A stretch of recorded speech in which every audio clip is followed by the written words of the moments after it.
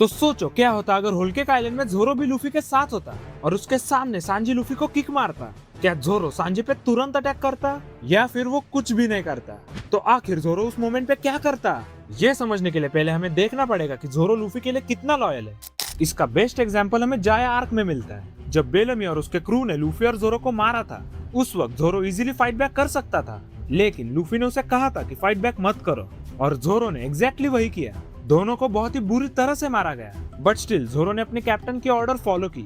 ये शो करता है कि जोरो सिर्फ लूफी को फॉलो नहीं करता, वो उसके डिसीजंस पर भी ट्रस्ट करता है। यह एक इम्पोर्टेंट कंपैरिजन है उसॉप और सांजी का। वाटर 7 में उसॉप ने लूफी को डुएल के लिए चैलेंज किया था। उसका मेन रीजन था गोइंग मेरी। मेरी उसके लिए इमोशनली बहुत इंपॉर्टेंट थी, क्योंकि वो काया की गिफ्ट थी। लेकिन उसॉप ने अपने इमोशंस को क्रू के फ्यूचर से ऊपर रखा था। इसीलिए जोरो ने उसके वापस आने पर भी कहा था कि अगर उसॉप प्रॉपरली सॉरी कहे बिना क्रू में वापस आता है तो जोरो खुद क्रू छोड़ देगा। ऐसे ही जब मर्जी हो तब क्रू छोड़ देना, फिर जब मर्जी हो तब वापस ज्वाइन कर लेना, ये गलत है। बट सांजी का केस डिफरेंट था। सांजी लूफी को हर्ट इसीलिए नहीं कर रहा था क्योंकि उसे क्रू छोड़ना था। उसे बिग मॉम की तरफ से थ्रेट मिला था कि अगर वो कोऑपरेट नहीं करेगा तो उसके क्रू को और जेफ को मार दिया जाएगा। इसीलिए सांजी खुद को सैक्रिफाइस करके लूफी और बाकी के क्रू को प्रोटेक्ट कर रहा था, और इसी वजह से लूफी ने उसके अगेंस्ट फाइट बैक भी नहीं किया। और मुझे लगता है जोरो ये डिफरेंस समझ सकता था। अब मेन क्वेश्चन, अगर जोरो सांजी को लूफी को किक करते हुए देखता तो क्या वो तुरंत सांजी पर अटैक करता? मेरे अकॉर्डिंग नहीं। इसका मेन रीजन है लूफी। अगर तुम्हें याद हो, नामी ने भी इंटरफियर करने की कोशिश की थी, लेकिन लूफी ने उसे रोक दिया था because he wanted to handle सांजी हिमसेल्फ, और ये एक डुअल भी थी।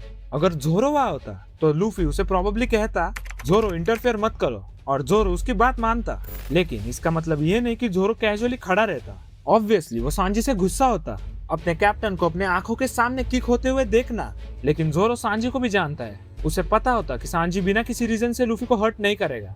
इसीलिए वो सिचुएशन को ऑब्जर्व करता और समझने की कोशिश करता कि सांजी एक्चुअली ये क्यों कर रहा है। उनके बीच कितना भी झगड़ा हो, वो सांजी पर ट्रस्ट करता है। हमने वो वानों में देखा ही।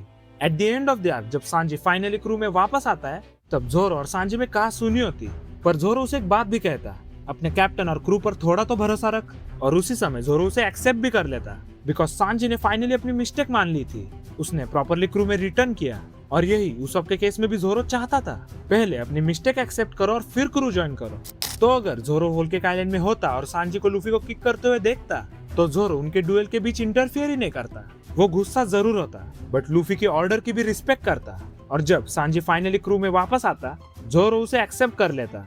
और अगर तुम्हें जानना है कि क्या होता अगर एस ब्लैकबीयर्ड को हरा देता, तो मेरा ये वाला वीडियो जरूर देखना। मैं तुम्हें मिलता हूँ सीधा वही।